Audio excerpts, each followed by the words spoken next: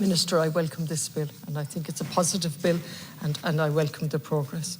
And its purpose, of course, is to replace the Mental Health Acts 2001 to 2022, which acts themselves replaced the Mental Health Act 1945. And I might come back to that date later in terms of admissions for that year and still the high admissions. Of course, this whole bill reflects a shift on international level, forcing us every step of the way towards a human rights approach, and the urgent need for legislation to reflect that. And I congratulate you, Minister, that's what this legislation is doing. It's reflecting that. And the need to challenge the traditional biomedical models and the coercive practices and the involuntary detentions. And that's come up on just every document I've read. And again, I'll come back again to the subcommittee as well in relation to that, because they were particularly strong on it. We're moving from the best interests of the person, which sounds good, but really it's paternalistic. And we're replacing it with guiding principles, which I welcome. And we're also doing that in relation to children aged 16 and 17. The best interest of the child will remain, I understand, for children. So we're moving to a more person-centred, human rights-based approach and taking account of domestic legislation changes that we've already had here, which was the 2015 Act, which is not fully implemented. You might be able to update us on that. And I apologise in advance if I'm not here for your closing speech, but I will read it. So the Act 2015 and 18, as well as, of course, Ireland's obligations internationally under the United Nations Convention on the Rights of Persons with Disability. And it's been said many times, but I think it's important to say it, given the background that has led us to here. The bill itself updates involuntary admission and detention process for people with severe mental health difficulties, and including a revised set of criteria for detention, which is very, very welcome. A change in the approach to consent for treatment for those who have been involuntarily detained as well. An expansion, which is very welcome, of the regulatory function of the Mental Health Commission to include all community, which was a gaping gap, wasn't it? The community mental health services, including CAMHS. Closer alignment, it seeks to do with the assisted decision-making capacity of 2015 and 22, which is extremely important. Stronger safeguards for those accessing inpatient treatment, and changes to the care and treatment of young people between 16 and 17, which is very welcome, allowing them, although not completely, to consent or refuse mental health treatment. Now, the background to all of this, of course, is something I have a particular interest in, because in a different life in the 80s I worked in the system, and we welcome planning for the future. Remember that document? You mightn't, but it was the document to change everything, planning for the future in 1984. And then that was followed by a vision for change, 2006 to 16. And brilliant again. Both documents I had no problems with. Big problem with the implementation of those documents. So the planning for the future was to change everything from the mid-80s onwards to stop institutionalisation, but not to cast people out into the community without care. And that's what happened, really. And then we, as I said, the vision for change, but nothing changed. It remained a vision, unfortunately. And there was a very good independent monitoring body, which set, I think, for 2 sessions, and in different leader speeches since 2016, I highlighted this repeatedly, the independent monitoring body that did its work so well that it was abolished. It sat for 2 terms, it highlighted what was progressing, and it highlighted what wasn't progressing, and the response of that government, I can't remember when, was to abolish the Independence Monitoring Committee. So again, we're like, we don't need to hear, see anything wrong. And then we got sharing the vision after a huge gap, after huge pressure. And again, I pay tribute to you, Minister. You've done your work in relation to this, but that doesn't stop me criticising the system and how long it took to move from sharing a vision for change to sharing the vision. And forgive me if I'm cynical and say, all we're doing here is changing language, really, unless we make it a reality.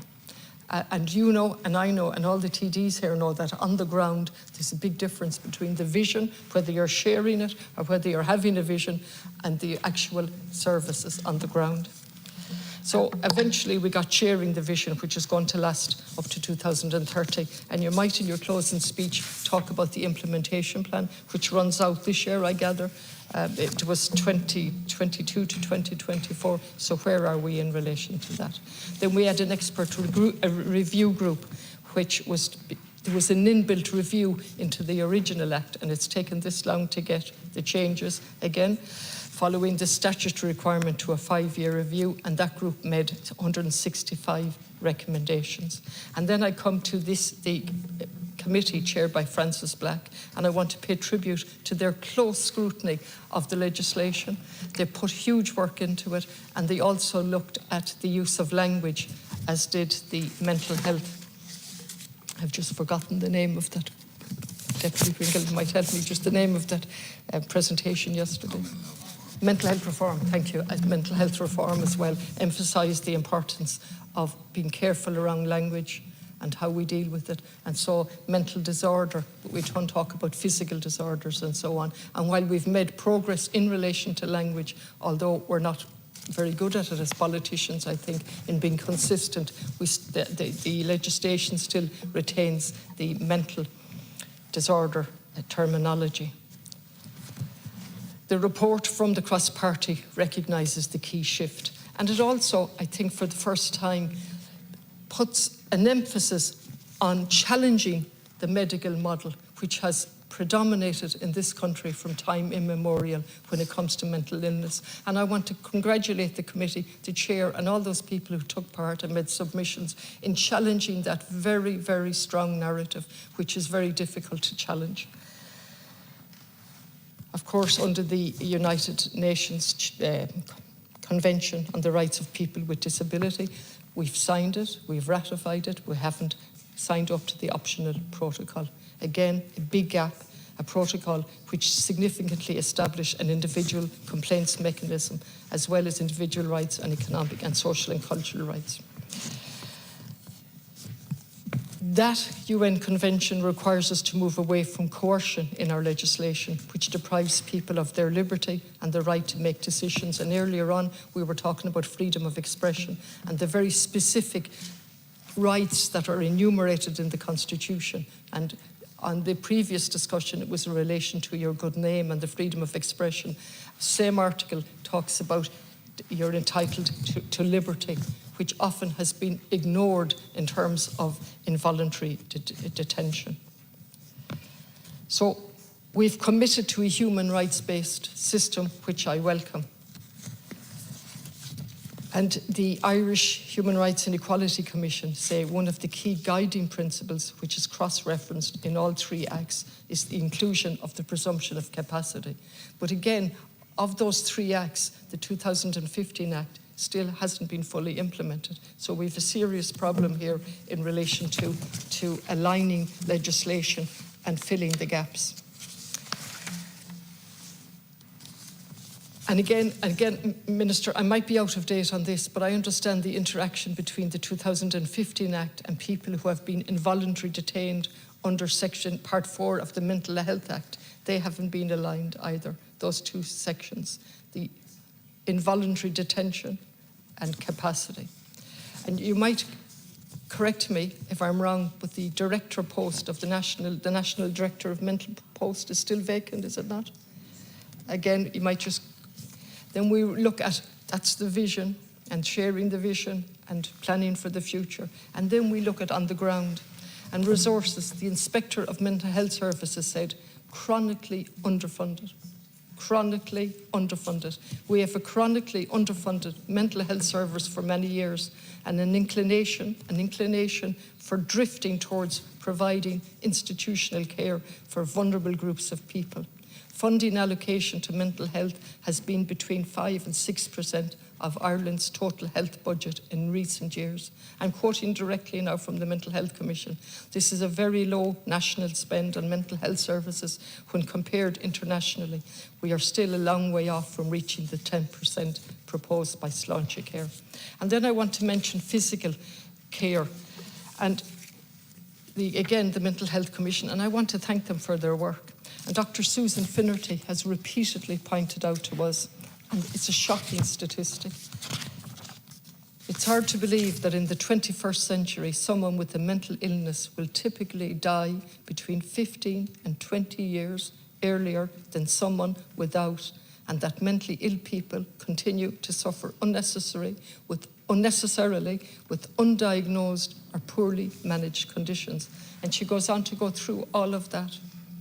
So 15 to 20 years earlier, premature deaths as a result of a failure to look at the physical side.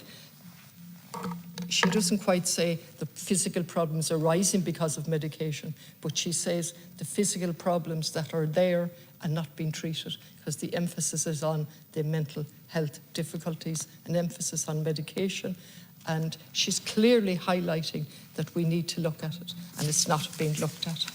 And then if we go back, the question, if we look at Galway, and again, it got a glowing report from the Mental Health Commission, and that unit in Galway, notwithstanding the glowing report, is overcapacity and shortage of staff, missing, it's at risk.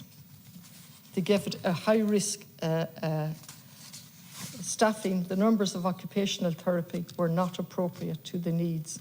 There were 2 vacancies, and it goes on to get a high risk staffing. The numbers were not appropriate and remain vacant. Now, what I want to point out about this, as well as getting a glowing report, my difficulty with this was that the emphasis was put on this to the exclusion of Ballinasloe, where it's history now, but bad decisions were made. A brand new unit, I remember the psychiatrist, Dr. O'Grady, and a small team of committed people on the ground saying, don't do this. And they did not. They went, a brand new, cost millions, wasn't used, and the emphasis was put on the acute unit.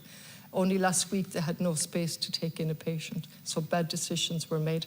But why I'm zoning in on this is because where they break down, 49 patients out of 50 are in there. 15 are involuntary. So at this 15 involuntary of the 49. There are 2 wards of court. And I wonder when we're going to stop using that, because we've abolished that, haven't we? And we've a process in being to take away that terminology. 2 more years, is it? 2. Okay. Yeah, but they still have 2 wards of court. 5 residents in that acute unit. Now, the word acute, signifies something.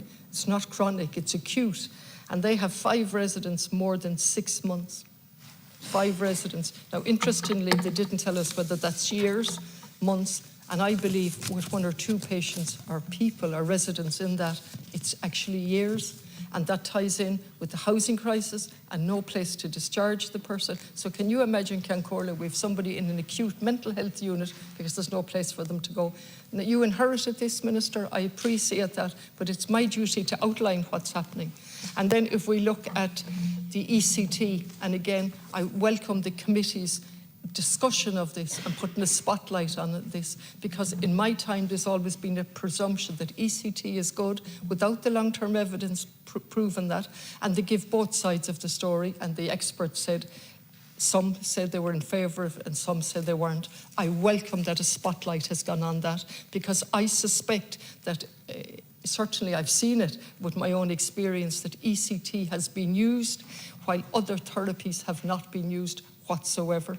I wish we got to a point where we were not using ECT, although I acknowledge that some of the experts that came before the committee said it was effective in dealing with certain disorders, particularly persistent depression. But when I hear things like that, I think of all the people that were committed to psychiatric hospitals over the last 100 years. And now we know what was really going on, don't we, in relation to sexual abuse, rape, into institutions, and when that person was so upset, they were sent to another institution. Nobody seemed to ask them what was causing their upset.